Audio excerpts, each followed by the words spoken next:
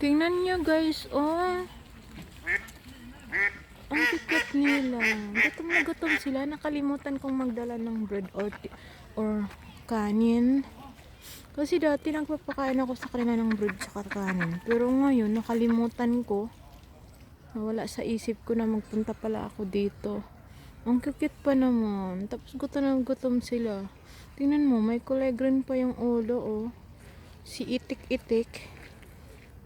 Angka naman yung tawag nila dito.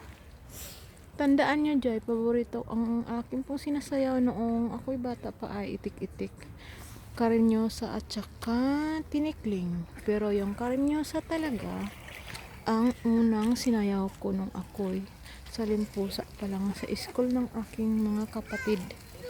Yan po, dyan po ako nag-umpisang, dyan po ako kinuha nilang dancer sa school. Yan.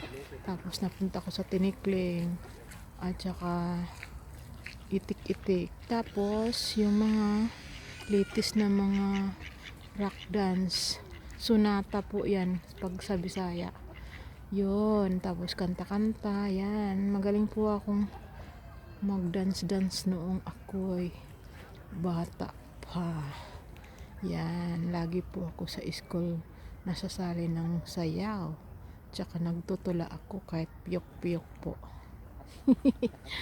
Kaya tandaan, kasi pag ako'y magpapalaro pohon ngayong Paskong darating, yan, baka isasali ko yung dance ko mula nung ako'y nag-school, nung ako'y grade 1. Kaya 3 dance po yan ang aking pambansang dance.